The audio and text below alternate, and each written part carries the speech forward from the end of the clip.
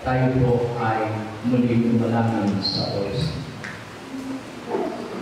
Muli po kami lumalapit, Ama, sa iyo po na harapan sa trono ng biyaya upang ingin patuloy ng Diyos ang iyong pangunguna at sa pag-aaral po namin, O Diyos, ng iyong mga salita, O Diyos, nalinha po, Ama, na ikaw siya magpala at ikaw, O Diyos, ang siyang maglanis ng mga magturo, O Diyos, sa bawat sa amin.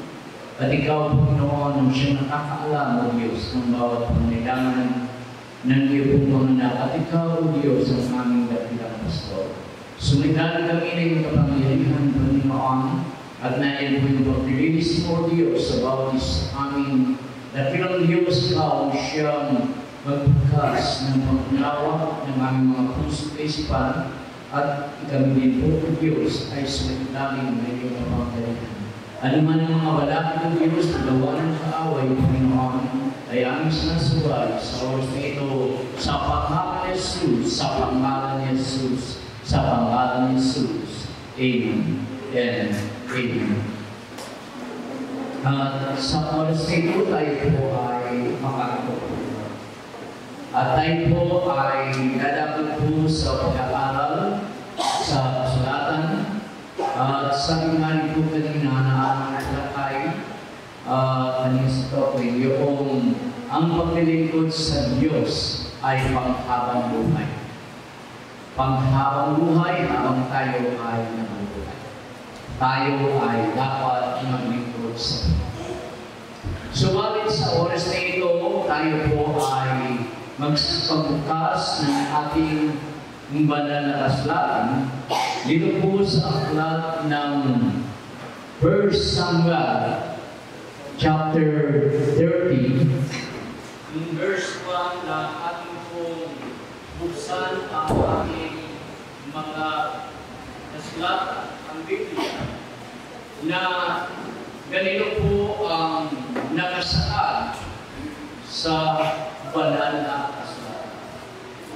Sabi po dito po siguro sa 1 Samuel chapter 30 verse 1 up to 6 na ganito po ang nakasaad. At nangyari ng si David at ang kanyang mga lalaki ay lumating sa Siklag sa ikatlong araw na ang mga Amalekita ay sumalakay sa timugan at sa Siklag. At sinakta ng Siklag at sinunog ng apoy at dinalang biha ang mga babae at lahat na nandoon, ang maliliit at hindi ang malalaki. Hindi nila pinatay ang sinuman, kundi kanilang pinagdadala at nagpatuloy ng kanilang lahat. At nang si David at ang kanyang mga lalaki ay dumating sa bayan, narito sinunog ng apoy at ang kanilang mga asawa at ang kanilang mga anak na lalaki at babae ay pinagdadalang biha. Nang magkakayoy si David at ang bayan na nasa kanyang ay naglakas ng tinig at umiyak hanggang sa sila'y nawalan ng lakas na umiyak. Verse 5, at ang dalawang asawa ni David ay nabihag, si Ahinoam na taga-Jezreel at si Abigail na asawa ni Nabal na taga-Carmel. At nagdalang hating totoo si David sapagkat pinagsasalitaan ng bayan na papiling siya, sapagkat ang kaluluwa ng buong bayan ay lumanglaw, bawat tao dahil sa kanyang mga anak na lalaki at babae. Ngunit si David ay nagpakatibay sa Panginoon niyang Diyos. Verse 6, aking po ulitin. And David was greatly distressed, for the people spake of stoning him, because the soul of all the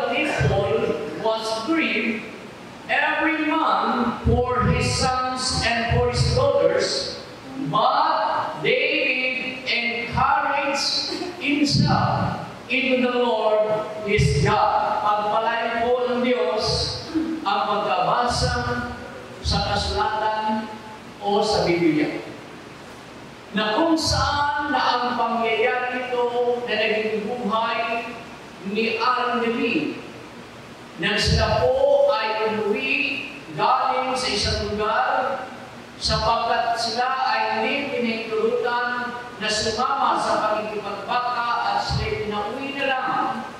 At nang ganitong araw na paglalayag at paglalakbay nila, ibig sabihin nang sila po ay makauwi sa kanilang lugar, naabutan nila na yung kanilang mga tahanan, yung kanilang mga ari-arian ito ay sinunog at kinuha yung kanilang mga asawa at mga anak at ginawang bihag, at ito ang naabutan ni David maging yung 600 kawal na kanyang kasama.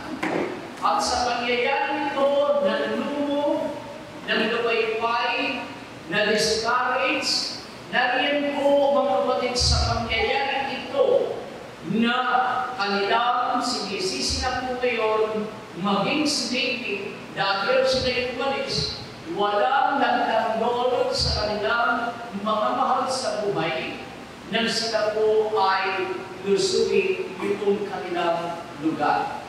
Subalit, mga kapatid, ayon sa banal na kasulatan, dito po ipinakikita na mayroong mga suliranin, mayroong mga problema, mayroong mga pagsubok, mayroong kapigatian, at hindi basta-basta ang kanila pong nararanasan.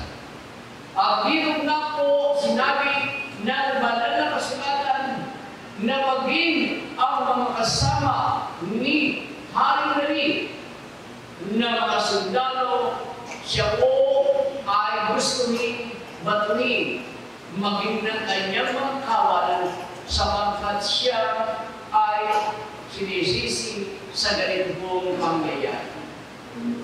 Sa verse 6, ano ang ginawa ni David sa sitwasyon ito?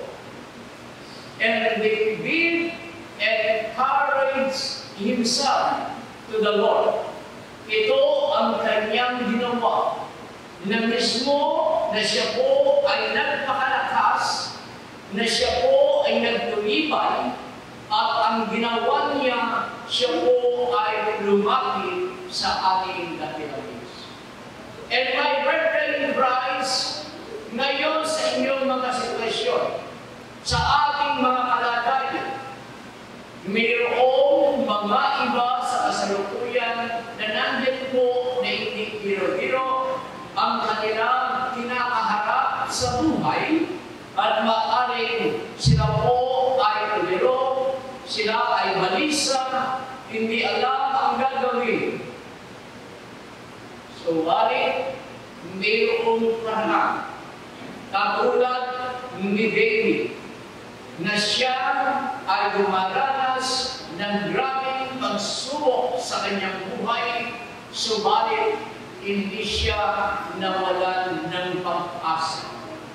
Gumawa ng paraan, hindi nanatili sa problema, sa pagsubok, sa pagka-discourage, hindi po nanatili si David sa kanyang sitwasyon, kundi siya ay gumawa ng paraan na sa kanyang panghihina, sa kanyang pangulupaypay, sa kanya pong sitwasyon na kinagtatayuan, at siya po ay nagpalakas, at siya ay humingi ng kalakasan sa ating dakilamis.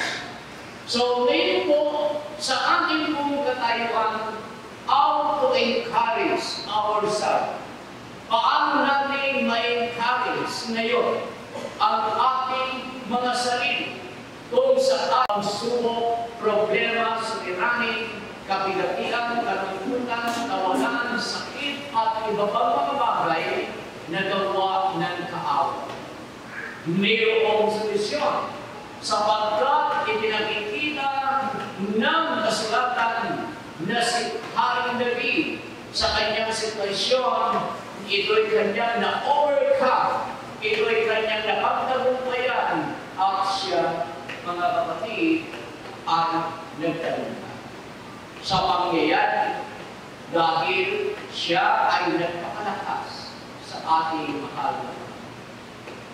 Sa ating buhay bilang mga naglilingkod sa Diyos, ang ating buhay sa mundong ibabaw nito, at tulad kanina yung awiting, tumingala ka sa langit sapagkat nandoon ang pag-asa. Sapagkat sa mundong ibabaw nito, maraming pagdurusa, maraming luha na mararanas. Ganito ang ginawa ni David, na kung saan, ayon sa aklat ng Psalm, may mga nakasaad na si David na palagi nagpupuri, na siya palaging dumadalangin, at isang bagay na kanyang ginagawa sa kanyang buhay na palagi niyang inaalala ang kadakilaan, ang kabutihan, ang katapatan, ang kamangha-mangha, ang kahanga-hanga na ginawa ng Diyos na siya po ay magkasimula, na siya maging tagapagbantay ng mga hayop ng kanyang ama. Palagi niyang sinasabing siya ay pinapatnubayan ng Diyos, na siya ay iniingatan ng Diyos, at ito ang siyang kanyang ginawa na siya'y nagkaroon ng ibayong kalakasan na nagbubuhat sa ating dakilang Diyos sa kanyang mga inaalalang mga kabutihan, kung paano siyang pinatnubayan ng Diyos, kung paano siyang ingatan ng ating mahal na Panginoon, maging sa panahon ni Goliath, na dito ay kanyang nakapanayan na siya ay iningatan, tinulungan, binigyan ng matatag at matibay na kalooban ng pananampalataya at lubusang pagtitiwala, sapagkat nararanasan niya ang presensya ng Diyos, nararanasan niya ang kapangyarihan ng Panginoon. At ito ang kanyang kaagad na ginawa, na siya ay wala ng malapitan. Mismo kanyang mga mahal sa buhay, wala siyang kasama, walang makakatulong sa kanya, maging ang kanyang mga sundalo na siya ay sinisisi.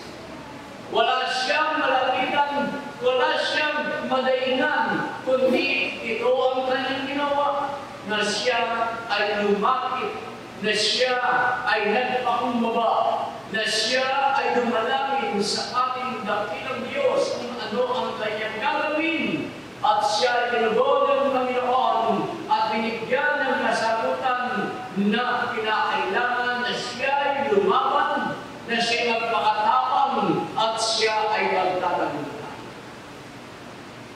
Sometimes kapag tayo po ay lupay-pay na, lalo na hindi na tayo, mga kapatid, makapag-isip ng anumang mga bagay na maayos, so lalo tayo nadadam, lalo tayo inilulugmok ng kaaway, lalo tayo ibinabagsak ng kaaway, na tayo ay mawalan na ng pag-asa, na tayo ay ma-discourage na sa ating sitwasyon. So, balit, mga kapatid, sa ating buhay na ginawa ng Diyos, na hindi natin makakalimutan. Kung si David, marami siyang mga inaalala na mga kadakilaan ng Diyos, mga biyaya, kung paano siyang idinala sa mataas na estado ng kanyang pag-serve sa ating dakilang Diyos bilang hari ng Israel.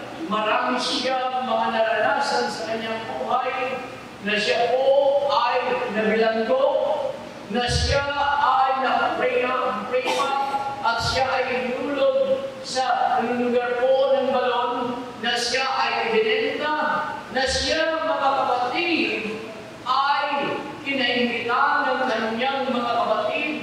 Maraming mga bagay na hindi niya gustong pagyan nangyari sa kanyang buhay. Subalit, kinakailangan niyang harapin ang troubles. Kinakailangan niyang harapin ang temptations, ang trials, ang persecutions. Pinarap niya ang lahat ng mga bagay dito at sa pangyayari nito, mga kapatid, makikita natin na si David ay pinagpala ng Diyos. At ating makikita ang naging kasaysayan ni Haring David, na si Haring David ay tinawag sa banal na kasulatan na siya ay malapit sa puso ng Diyos. Ngayon po, kung napagtagumpayan ni David ang ganitong sitwasyon, nang dahil sa pagtitiwala niya sa Diyos, nang dahil nagtiwala siya sa Panginoon, at hindi lamang siya nagtiwala sa Panginoon, kundi pinanghawakan niya, kinupad niya ang mga salita ng Diyos. At ang Diyos nito na kanyang pinagpintura, na tumulong sa kanya, ang siya ring Diyos na siyang ating sinasamba. He is the same yesterday, today, and forever, na siya ay totoong buhay at tunay na Diyos. Sa ating paglilingkod, habang tayo po ay naghihintay sa rapture of the church, habang tayo ay nabubuhay sa mundong ibabaw na ito, maaari tayong dumanas ng mga kabigatian at kadalagatian. Subalit, uulitin ko po, mga kapatid, isang bagay na dapat natin isapuso, isaisip, at panghawakan ang mga salita ng Diyos. Ang mga salita at kataga ng ating mahal na Panginoon. We are God's property. We are the sons and daughters of the living God. Tayo ay mga anak ng Diyos. Tayo, mga kapatid, ay binili ng kanyang banal na dugo sa krus ng Kalbaryo. Doon sa krus ng Kalbaryo, last Sunday na aking narinig, it is finished. Naganap na. So, ibig sabihin, mga kapatid, tayo ay mahalaga. Tayo ay mahalaga sa harapan ng ating mahal na Panginoon. Palagi natin alalahanin sa ating mga buhay ang kadakilaan, ang kabutihan, ang kahabagan, ang mga pagpapala, ang biyaya, at kaawaan at kahabagan ng ating dakilang Diyos. Ano ang maaaring makapagbigay sa inyo, maging sa akin, na ginawa ng Diyos nang tayo ay nagkaroon ng problema, nang tayo ay nagkaroon ng mga pagsubok, nang tayo ay nasa bingit ng kamatayan, nang tayo ay lugmok na lugmok na walang lakas, na tayo ay nag-miscarriage, na tayo ay nasa banig ng kalamdaman, na tayo ay nasa malaking pagsubok na ating pinaharap. Ano ang ginawa ng Diyos sa ating mga buhay? Nang tayo ay nagtiwala sa Kanya. Tayo ay Kanyang binigyan ng ibayong kalakasan, bagamat tayo bumagsak sa ating mga pagkakamali, sa ating mga pagkakasala, subalit nariyan ang kahabatan, nariyan ang paunawa ng Diyos, na siya ay tumutulong sa atin upang tayo muling makabag, upang tayo muling makatayo, upang tayo ay patuloy na makapaglingkod sa ating dakilang Diyos. Ilang taon na tayo naglilingkod sa ating Panginoon, at sa taong ito na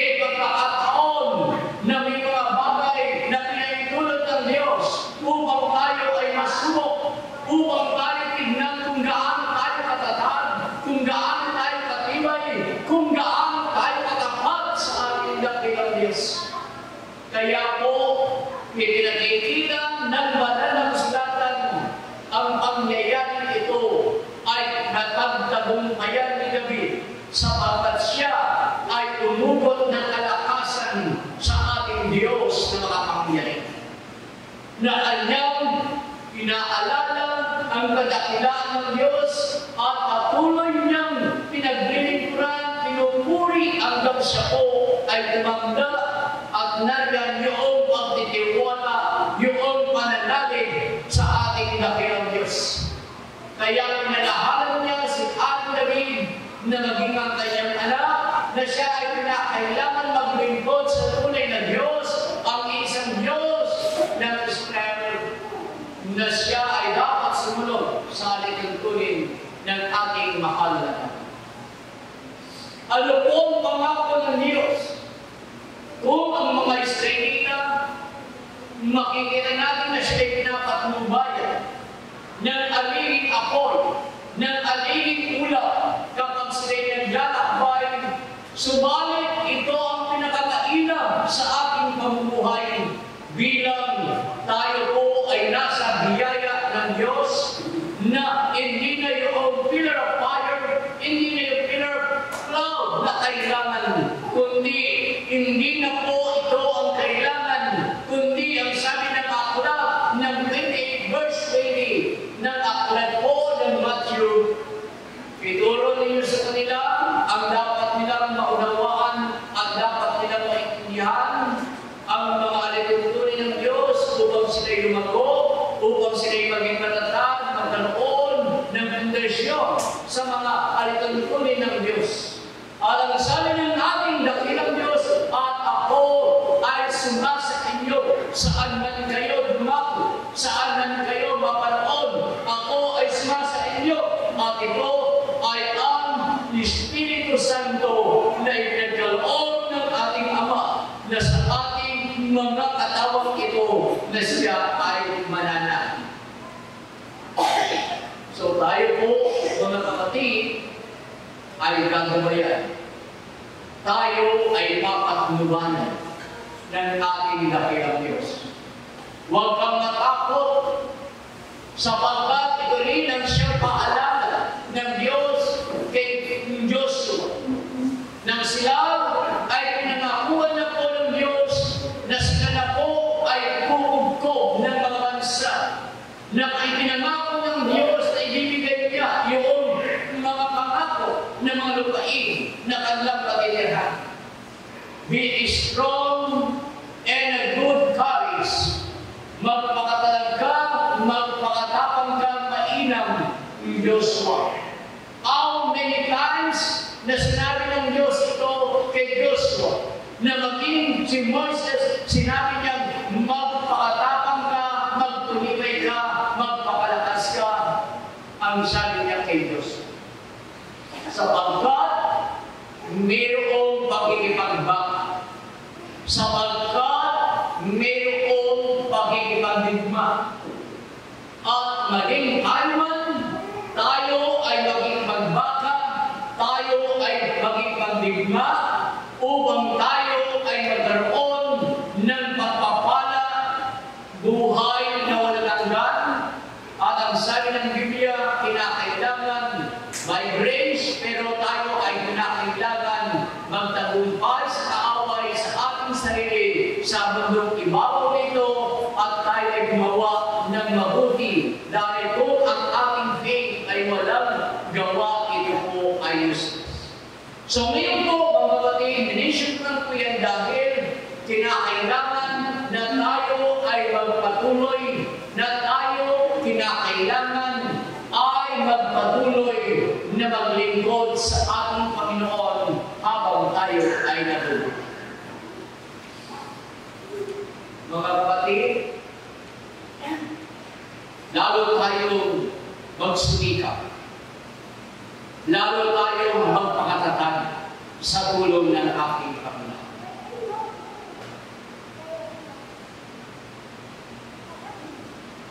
Isang bagay na nangyari kay David na paulit-ulit kong sinasabi, na siya ay kumuha ng kalakasan sa ating dakilang Diyos. Sa ating paglilingkod, hindi literal, hindi physical, ang pakipaglaban. Spiritual warfare. Kaya sabi ng Ephesians 6:10, finally, my brethren, be strong in the Lord and the power of His might. Magpakalakas tayo sa kalakasan, sa kapangyarihan na nagbubuhat sa ating mahal na Panginoon. Ang church tayo spiritual, ito ay property ng Diyos. Tayo ay pag-aari ng Diyos. And Peter, upon this rock, I will build my church, and the gates of hell shall not prevail against it. Hindi matitinag, hindi mabubuhat ang iglesia ng ating Panginoon, sapagkat ito ay kanyang pag-aari. Ito ay kanyang itinayo. Subalit, kinakailangan na ang bawat isa sa atin ay magkaroon ng kapangyarihan na nagbubuhat sa ating Diyos na buhay. At ang kapangyarihan na ito ay walang iba, kundi ang banal na Espiritu na siyang magbibigay sa atin ng kapangyarihan, na magbibigay sa atin ng kalakasan upang tayo sa ating pagipagbaka, sa ating kaaway, tayo ay magtagumpay. Sapagkat kung wala ang pagmumay ng Diyos, kung wala ang gabay ng Diyos, tayo po hindi magtatagumpay. Subalit tayo ay sasamahan ng ating dakilang Diyos at dapat lamang nating lubusin maunawaan na ang Espiritu nito ay napakahalaga sa ating buhay, sa ating pagipagbaka upang tayo ay magtagumpay. Ang ating paglilingkod nito ay hindi po katulad ng ibang paglilingkod na parang ito po ay hindi sinseridad na paglilingkod, na parang ritual na paglilingkod. Subalit ang tunay na iglesia ng ating dakilang Diyos na kanyang pag-aari, ito po ay hindi basta-basta iglesia, kundi uulitin ko, ang pagigipagbakang ito ay spiritual. Ang pagigipagbakang ito ay mayroong panguluan, mayroong kapangyarihan, mayroong kapamalaan. Kaya kinakailangan na ang bawat isa atin ay magkaroon ng kalakasan na nagbubuhat sa Diyos, katulad ni David na siya ay nagtagumpay sa kanyang pakikipagbaka.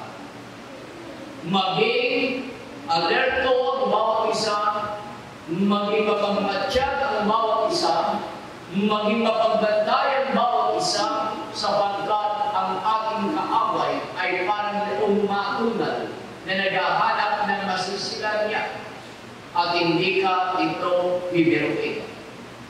Kaya mga kapatid, sa sitwasyon ngayon, kung kayo ay dumaranas ng mga suliraning, kawalan, pagsubok, karamdaman, anuman ang mga bagay na maaaring makapaglubaypay sa inyo, maaaring makapangina sa inyo ng inyong pananampalataya, ng inyong kalooban, na maaaring kayo na-discourage, na maaaring ito'y pamamaraan ng kaaway at tinahintulutan ng Diyos upang tayo ay magpakatatag, upang tayo ay lalong lumapit sa ating dakilang Diyos, upang tayo ay magkaroon ng desire na sa ating buhay na ang ating relasyon sa Panginoon ay maging maayos at tayo'y maging intimate sa ating dakilang Diyos.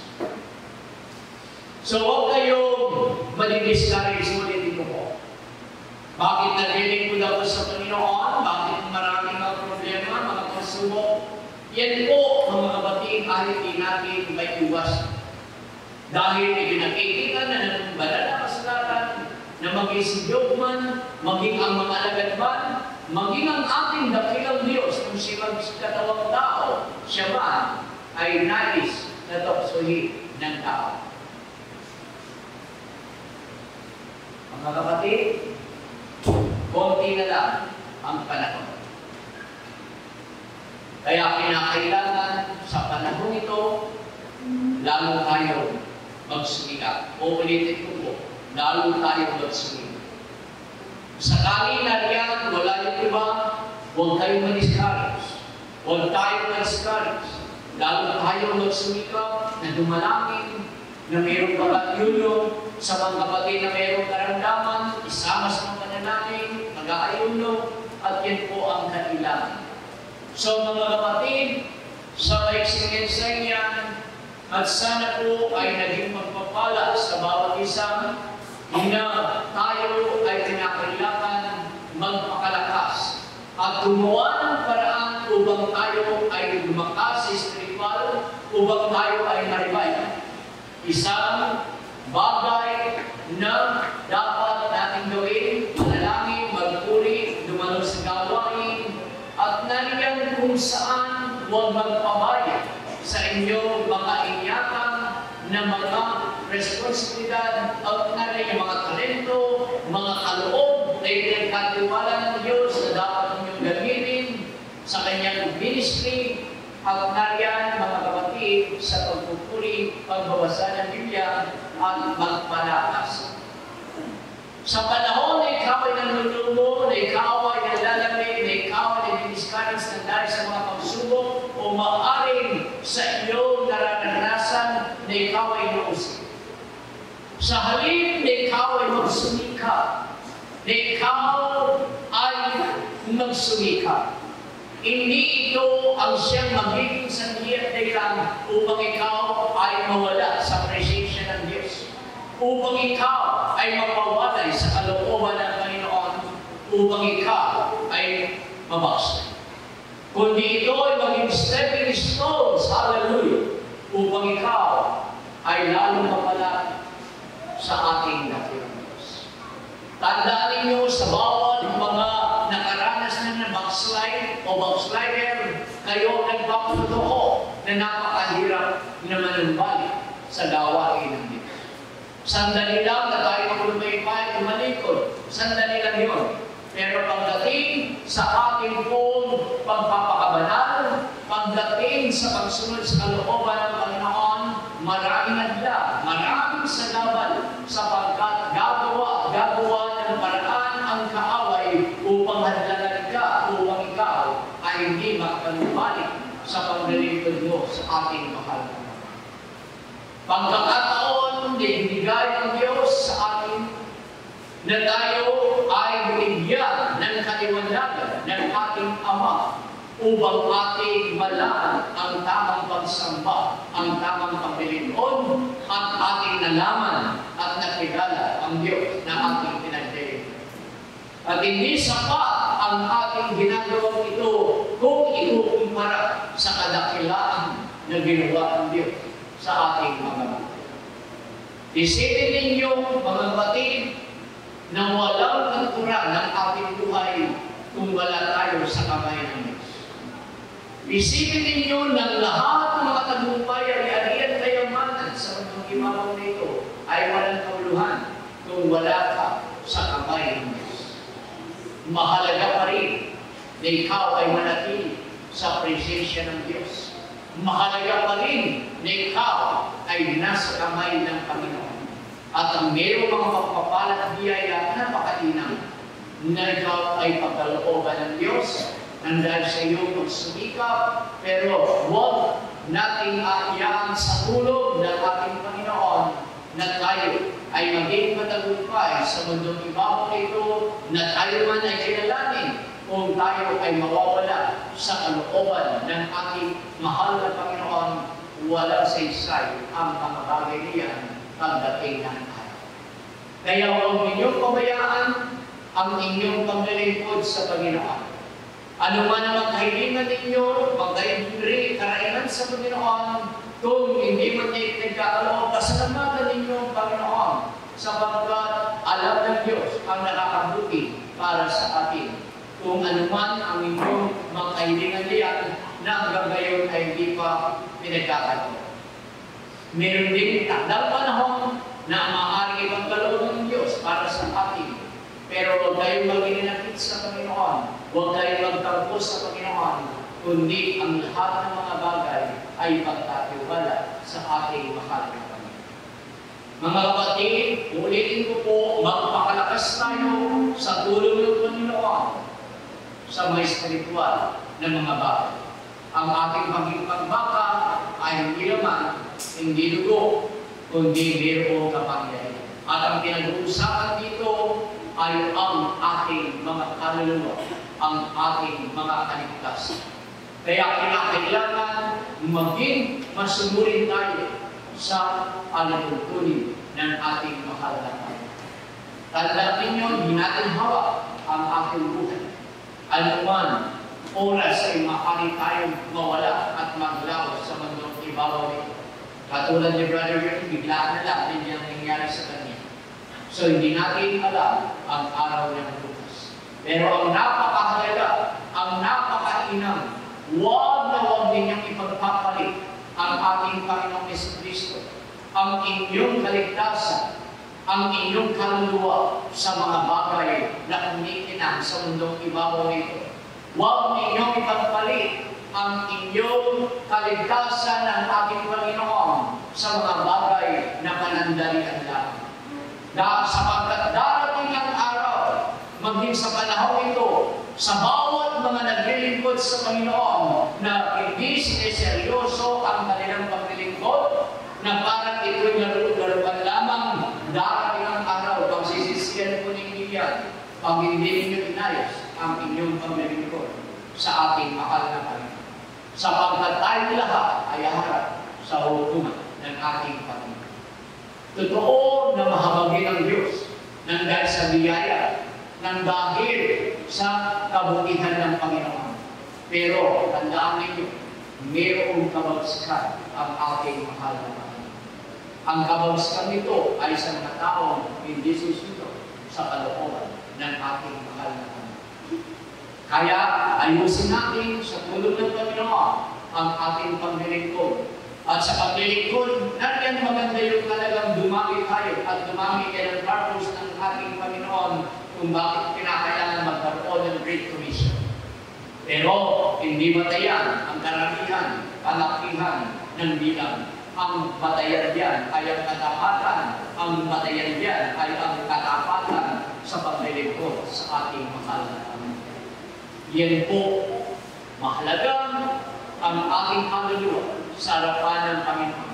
Hindi nyo ako may iligtas, hindi ko po kayo mailigtas. Ang Diyos lamang ang makapagliligtas at sa pagsunod natin sa kalooban ng ating Panginoon. Ito po ang makapagliligtas sa atin sa biyaya at habag ng ating mahal na Panginoon. Kaya mga kapatid, sa iyong ginagawa na pagtulong, pag sa bawat na kailangan, papatuloy tayo na maglilingkod sa ating Panginoon at darating ng araw, mas higit na inyong matatanggap na pagpapala na hindi natin may tutumbas sa ating ginagawang paglilingkod dito sa takdang panahon. Kaya, kung sumikapan ninyo, kung wala rin talagang dahilan na talagang hindi naman involve ang kaluluwa ng tao o talagang kailangan talagang pagsumikapan ninyo na panati sa gawain ng ating mahal na Panginoon. Yan po ang kailangan. Sa panahon ito po ang kailangan na ikaw ay magpakainit, magpakalakas sa paglilingkod sa ating Panginoon. Yung mga alibay, yung mga excuses niyan na kung bakit tayo hindi nakakatuloy sa gawain ng Panginoon, alisin po muna natin ang mga bagay na yan. Kundi isipin niyo kung paano tayo makadadalo sa gawain ng ating mahal na Panginoon. Kung wala talaga tayo magagawa, wala naman tayo magagawa. Pero nandiyan nga, willing nga, nandiyan po na magsundo, pagdating sa inyo, para lang po makadalo sa gawain ng ating mahal na Panginoon kung bakit na rin po ang service na ginawad ng ating Panginoon. At mga kapatid, ulitin ko po, di natin hawak ang ating buhay, ang pagbabalik ng Panginoon. Kinakailangan tayo ay mainit na naglilingkod at handa sa araw na iyan. Upang magdating ng araw, hindi tayo magsisi, na hindi tayo binigyan ng pagkakataon at mga pagkakataon ng Diyos upang ayusin ang ating paglilingkod sa Kanya. Mga kapatid, maging seryoso po tayo sa ating paglilingkod sa Panginoon at pagsumikapan natin na maibigay ang the best para sa ating dakilang